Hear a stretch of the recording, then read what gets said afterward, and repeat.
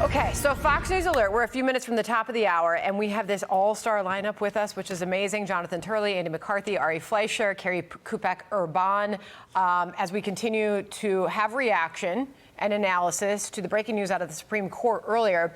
Jonathan, we just got this sketch out of the Supreme Court from this morning because, of course, we were just hearing the oral arguments. We were not seeing the justices. And this is a first look from this sketch at what we were seeing inside the courtroom. While all of this was going on, I should say, briefly after it concluded, and the president took to the microphone to react and give his analysis over what he heard at the Supreme Court. There was a media moment, I can tell you, that we were watching because we took the president live. And there has obviously been questions about other networks taking the former president live. And there was this moment on CNN. Watch. They had no money to give to Hamas. They had no money to give to I think we've gotten all the legal analysis we're going to get out of President Trump. You know, it's odd there because this was actually an opportunity for her to come out and say, well, it's not, because he wants to talk about himself. Jonathan, allow your whatever hat you want to put on to react to that. But they laughed off hearing the reaction from the former president. They got out of him while he was still speaking. As we were watching, I think they got back in for a bit, then they got back out. It's almost like they couldn't make up their minds. What did you think when you saw that?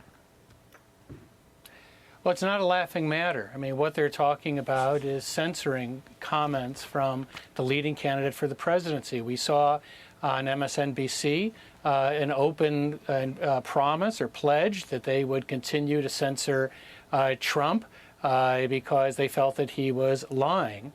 And so the viewers of those networks will not be able to hear from currently the leading candidate for the presidency. However you feel about Trump, it's news. He's news. And half of this country, according to polls, are supporting him for the presidency. And you compare what you just saw on CNN with what you just heard from the Supreme Court. Those were 9 people who share very different political viewpoints and deeply divided ideological viewpoints. And yet they came together. They gave a fair hearing to both sides. They weren't partisans at that key moment. It troubles me that when people see these other networks, they were told for months that the only people that would raise concerns over this theory were hard right conservatives, that this was a slam dunk on the law, and they produce all these experts saying that it's clearly being used correctly by Colorado, and you can understand why people then are very angry when they see something different, when they hear justices expressing different viewpoints. That's why they go to their homes and harass them, is because they don't know, or they're not informed, that this was always a novel and a dangerous and, in my view, unfounded theory. Yeah. Hey, I want to come back to Kerri Urbahn for a second on the 14th Amendment, Section 3.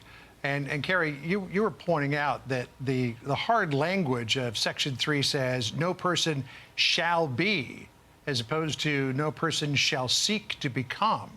What do you make of that? Just that Colorado, I think, was attempting to change the qualifications for president, and that's part of their argument. To your point, John, we're talking about, the section is clear about an office holder versus an office seeker. Here, Donald Trump is an office seeker. And this gets into whether it's self-executing, whether it should be a self-executing sword. That was part of the conversation and discussion among the justices as well. Okay. All right, real quickly, Karine Jean-Pierre is already taking questions. She's stepped up to the microphone, live at the White House. She's being asked about her report. Let's dip in here and listen. The White House counsel hasn't said those specifics. Is that something you can get back to us with, whether the president honestly, you can just reach out directly to them. They have been pretty, as you know, my colleagues there have been pretty responsive. So I would really direct you to them specifically. And multiple times this week, the president in his public remarks talked about having conversations in 2021 with European leaders who were deceased at that time. So can you give us an explanation into why the president was referring to those people in those conversations and what exactly happened there? So I know there's been a lot of focus on this. I want to just step back for a second and just kind of think really kind of top level of what the president was talking about when he was having, as he tells the story about having these conversations with world leaders, which are obviously important conversations. He was underlying the January 6 events in 2021, what happened, the message that it sent around the globe, around the world, to our leaders, to world leaders, how dangerous it is, our democracy, how important democracy was, and or is, continues to be, obviously. And he was asked. He was asked when he was, after he was elected, when he went to the G7, he said, and you saw this, it was something that we were saying throughout that trip, America is back. America's back. And what was asked of him was for how long? And that whole story is just to reiterate, to really land, obviously, how important what we saw, that event, how important it is to continue to fight for our democracy, but also how important it is, the United States, their leadership, our leadership here in the globe. And so he never thought, this is someone who was a senator, he was a vice president. He has a relationship with some of these world leaders for decades, and he never thought that he would hear that.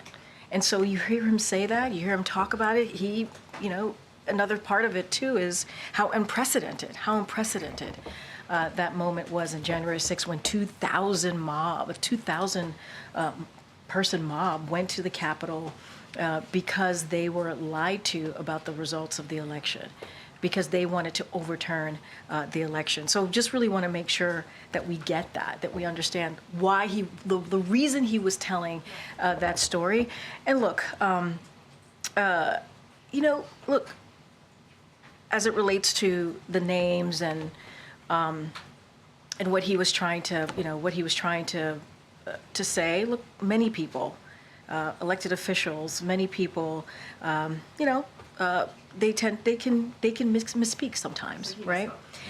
And look, let me give you a couple of examples. On Sunday, Speaker Johnson said Iran instead of Israel. This happens.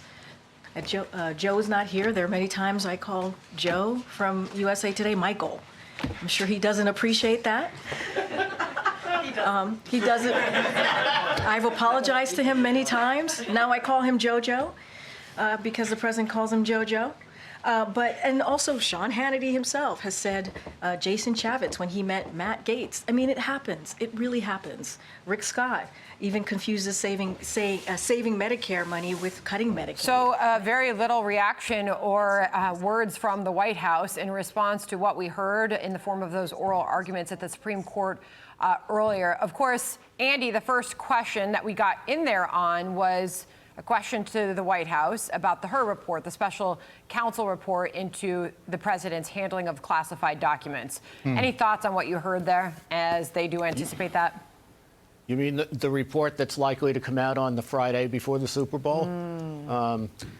Look, I think what you're going to have to deal with here is a report that is going to underscore that Biden may technically have violated the Espionage Act, and he hasn't been charged with it. And Trump he's looking at an indictment with, is it 36 counts in it? Maybe more than that. They could have, in the Mar-a-Lago case, just made that an obstruction case. What they've said over and over again is that the reason for treating the two things differently is because supposedly Trump fought the government for the whole time as they tried to retrieve these documents, whereas Biden, we're led to believe, was totally cooperative with the FBI as they tried to look at his different locations. If you wanted to handle the case that way, you could have just tried him in Florida for the obstruction stuff and left the classified documents out of it. The Biden Justice Department and its special counsel decided that those documents should be a big part of the case down in Florida. And if it turns out that Biden has engaged in the same kind of behavior and isn't being charged, I think that's going to be a major issue. I want to come back for a second to what Karine Jean-Pierre was asked there at the end and bounce this off of both Ari and Kerri, who were both spokespersons for administration. She was asked about Joe Biden saying that he had a meeting with Helmut Kohl when Helmut Kohl was long dead. I thought maybe he was just channeling Haley Joel Osment, but apparently it goes much deeper than that, Ari. What did you make of that tortuous answer that she gave? Well, I think if she wasn't working for Joe Biden, it might be a good answer. Everybody does mix up names every now and then. But Joe Biden does it all the time. And it's not just that in this week he couldn't remember the name of Hamas. It was he had to strain his thinking. You watched him on live TV try to recall what the issues were he was being briefed about between the negotiations between Israel and Hamas. He had been briefed hours earlier. He couldn't remember the details. So it's not just that he says he was talking to a dead man and the dead man said the following. Is he doesn't remember the substantive material that is briefed to him. And that is dangerous for the President of the United States. That is the bigger issue, John. That's what happens when you have an 81-year-old president in decline. Haley Joel Osment, by the way, is the kid in the movie The Sixth Sense. Kerri, what do you think? As press secretary, your job is to provide as much information that's accurate, obviously, as quickly and cleanly as possible. And one thing that frustrates me about our current White House press secretary is that she typically does not. So here, and I think this is a good example, to Ari's point, it's tough when you have a principal that misspeaks as much as he does, and it's often painful for us to watch, just given clearly the decline that we're all observing. But nonetheless, the way to approach this as a press secretary is at the top, own it. He misspoke. People misspeak.